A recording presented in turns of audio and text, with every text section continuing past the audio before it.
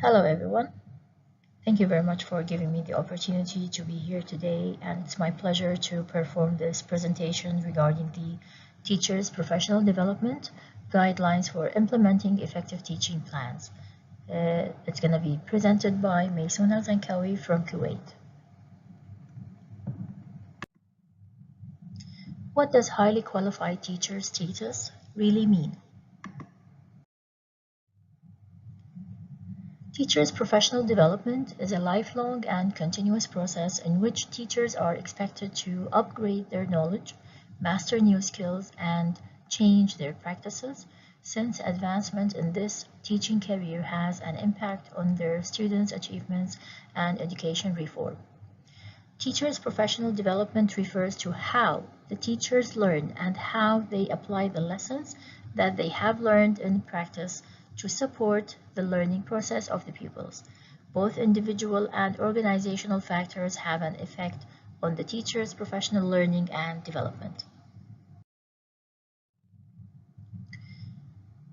Various studies advocate continuous learning and development for the teacher as the practice ensures better teaching qualities which affect the quality of the learning for students.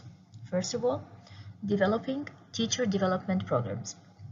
Wong and Young argue that feedback is the most crucial aspect of designing and developing educational programs for instructors.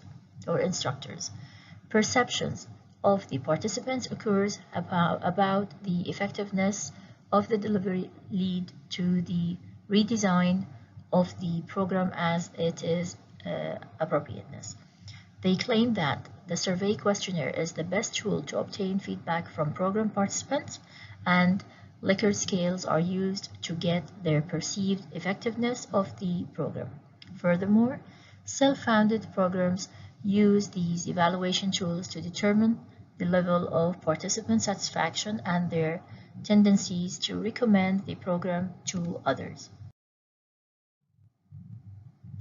RESB developed a classroom observation schedule designed to assess the efficiency of the teacher training approach called the cluster-based monitoring, which is the CBM model, which integrated the contextual realities and different needs and priorities of the teacher, the school, and the educational system.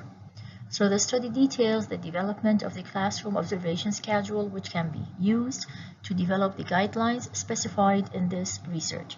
CBM model's breadth covered every significant observable activity related to classroom teaching practices and student behavior, such as teaching approaches, teaching skills, teaching aids, student evaluation procedures, students' behavior appearances, and visual aspect of teacher-student relationship.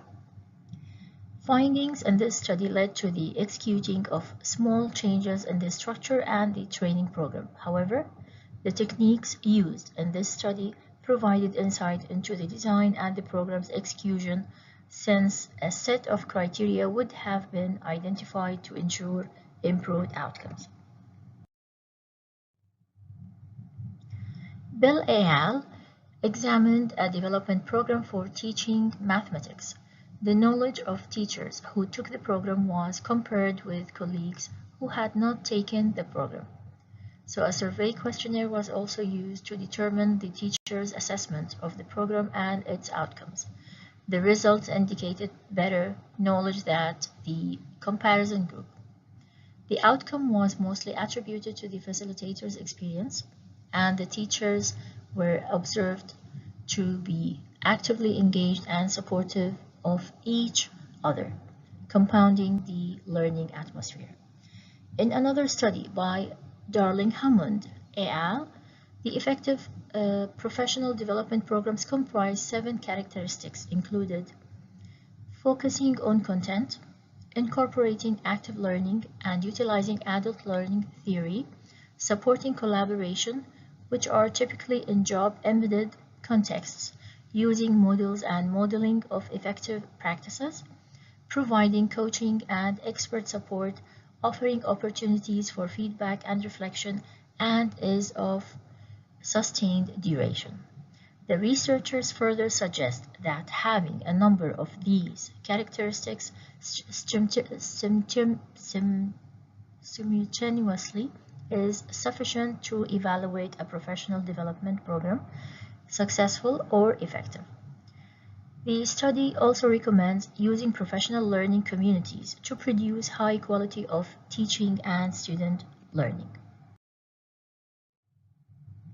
Garcia and Weiss stated that professional training and continuous implementation of teacher development programs help teachers adapt to changes in what is required to teach and examine. It also helps the Perspires early career transitioning of novice teachers from training colleagues to the classroom. Effective programs help educators improve their practice too. According to DeMonte, most of the training programs that occur do not align with new teaching strategies and other professional learning activities. The study also unearthed a fundamental disconnect between high-quality professional development and integration into a classroom situation because they are too generic and unrelated to the everyday practice of teaching and teachers' attitudes.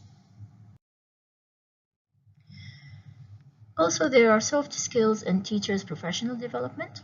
So soft skills can be defined as personal, non-academic traits that enhance teachers' interactions, performance, and viewpoints.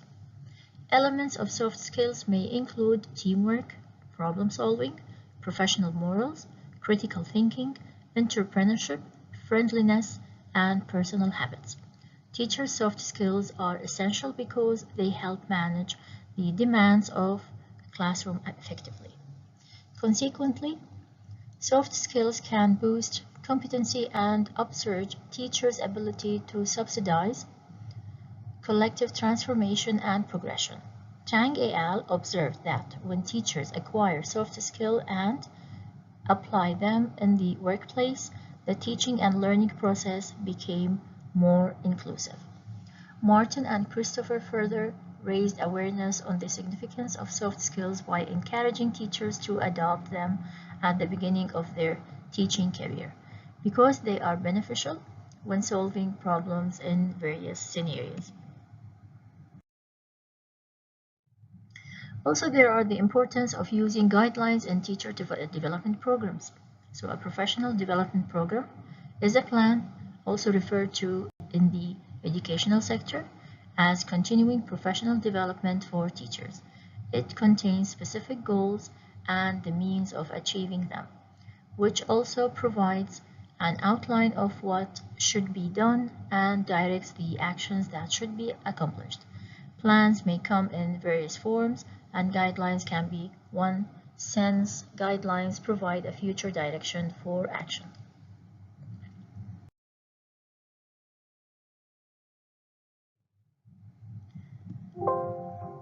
Vega asserted that sustained professional learning and refinement of teaching practice contribute most significantly to promoting students' learning.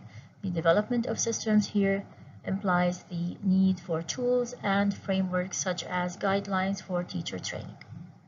Arnold emphasized the necessity of developing guidelines, especially for those who are new in the teaching field. He stated that the guidelines give support to the teacher's competencies, contribute to the instructional design and the development of the knowledge base. Accordingly, the guidelines can be represented through a handbook for instructors, and the designers of the guidelines must analyze environment for causes of performance gaps.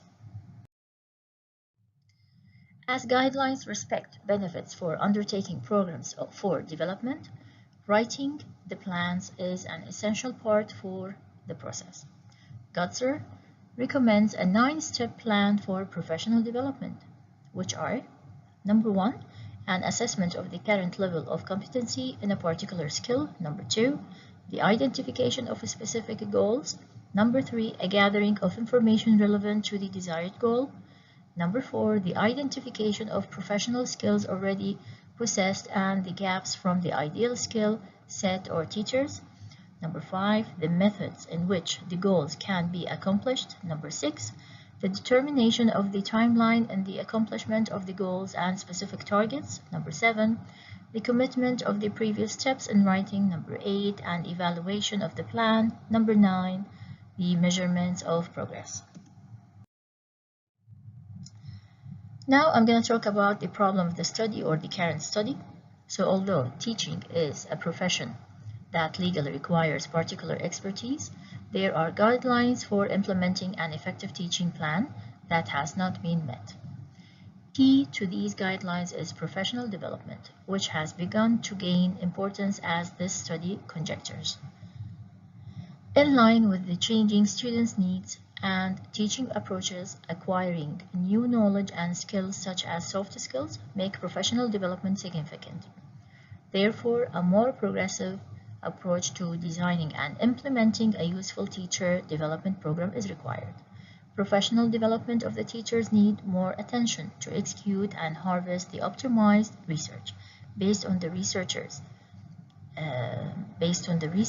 experience, the literature review, and the survey prepared. The study aimed to determine teachers' development programs' effectiveness and evaluate the effectiveness of those programs for further improvement. The purpose of the study. So the study's primary purpose was to determine the most suitable approaches to implement effective teaching plans from the assessing teachers' development programs. The study evaluated the development program's effectiveness that English teachers at the Public Authority for Applied Education and Training in Kuwait are required to attend. So the study also helps educators and the curricula specialists design useful programs that include implementing effective teaching plans. The limitation of the study, as the current study was limited to a sample size of 31 participants that comprised English language teachers from PAET. The sample size was relatively inadequate for statistical measurement because of the conflicts arising from Kuwait's cultural context, where research studies involving human participants are less common, as few teachers were willing to take part in this research.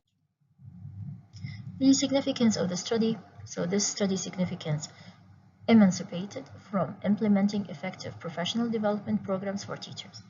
So the findings and recommendations from this research will be of immense benefit to, first, the English teachers at PAET in Kuwait and the curricula specialists, as it provides important requirements that teachers need in their professional development programs during their careers, allowing them to consider developing the curriculum. Second, researchers to explore further other obstacles or barriers which teachers in general and EFL teachers in particular may encounter, as well as their needs and requirements through the suggestions and recommendations that will be presented in the future professional development programs. Third, teacher educators for designing and implementing professional development programs for teachers in training. So it also helps educators improve teacher training and professional improvement plans for education by incorporating specific instructional elements that address teachers' and learners' needs. The methodology used in this study. So this study employed a quantitative method with a survey design to collect the data in numbers, which is numeric. The descriptive design appears most appropriate for the objectives of this study. The tools of the study. So a survey questionnaire was formulated to obtain data about teachers' professional development experience based on the practical knowledge and experience in the teaching and training field. So the questionnaire contained a mixture of both closed and open-ended questions. So the questionnaire was subdivided into two major parts. The first part covered demographic variables relevant to gain insight into the respondents' rationale for selecting the responses in the second part. Using the questionnaire was to gain some insight by identifying teachers' development programs experiences and indicating their perceptions about these experiences. Likert scales were used to evaluate the effectiveness and contribution of the teachers' development program. The sample of the study. Non-probability sampling was used in the research because of the widespread of the COVID-19 pandemic.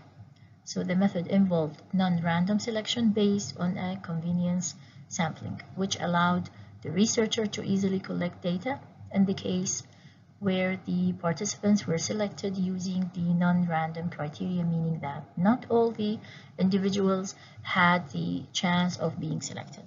So the aim is not to test a hypothesis about the abroad population, but to develop an initial understanding of a small population. The research design.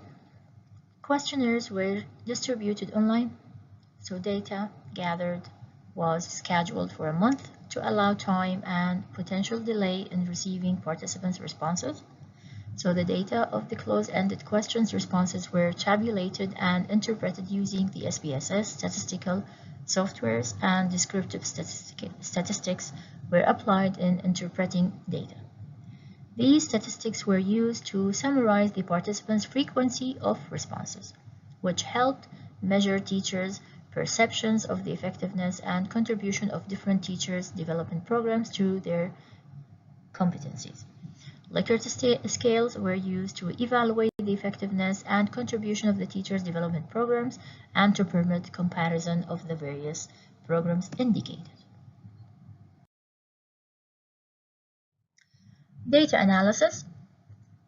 Concerning the respondents' teaching ranking, 58.1% of the participants reported that they are instructors, whereas 32.3% are assistant professors and 6.5% are professors, while 3.2% are associate professors. According to the data collected in Section B, which is measuring teacher development programs, so most teachers have taken at least 3 development programs, as the results indicated that 83.9% of the participants had undergone a teacher's development program. In contrast, 16.1% almost have never done so. Also, 57.7% reported that they had taken 1 to 3 development programs, while 15.4% have taken 4 to 6, whereas 15.4% have taken 7 to 9, and 11.5% have taken more than 10 programs illustrated in the table below. So this indicates that most teachers were not interested in the professional development programs available at Payet. Concerning the type of teachers development programs undertaken, 61.5% of the participants have taken the instructional approaches development programs, whereas 57.7% have taken the communication and presentation skills program, and 53.8% have taken personal development programs. Accordingly, 42% or 42.3% have taken the subject matter expertise development program, while 38.5% have taken the student evaluation program, and 30.8% have taken organizational membership skills, which is teamwork, collaborations, etc. Also, 26.9% of the participants have taken the syllabus development and writing development programs. So the graph below presents a summary of the findings, which indicates that soft skills development programs are completely neglected, and there is no emphasis on concentrating on those essential skills that positively impact teachers' performance in classrooms.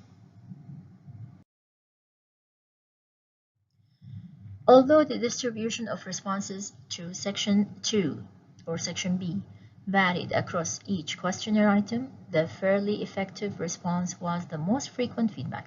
It suggested that most participants were aware of the importance of teachers' professional development, supported by the high number of programs attended.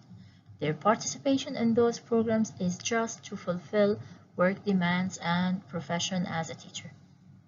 So the figure below illustrates the distribution of responses of the 31 participants to the question related to the investigating teachers' development programs effectiveness. Conclusion: proper guidelines are key to making the teacher's professional development to be successful. So this paper aimed to address crucial missing links to teachers' professional development programs.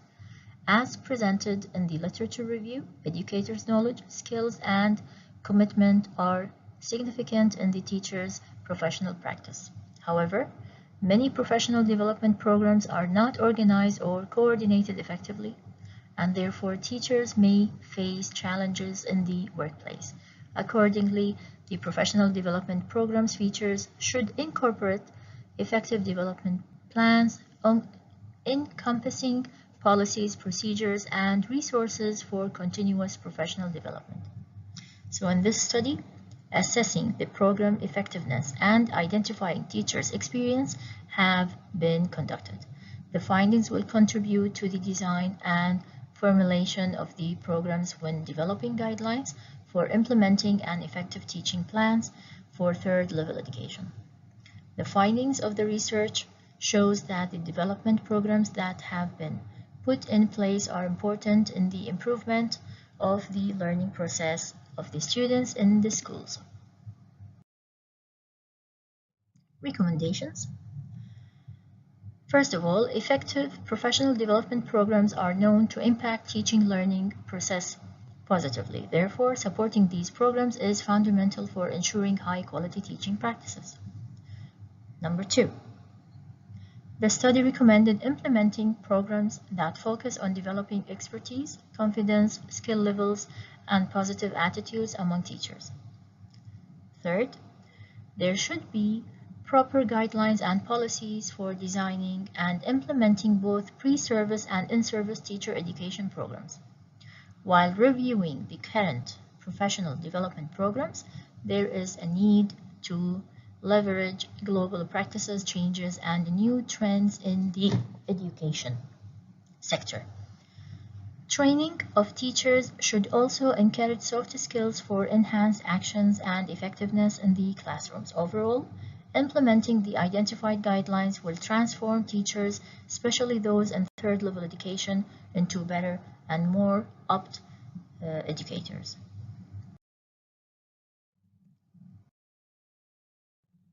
So thank you everyone for listening to me, and here are the emails provided in case if you have any questions. Thank you very much.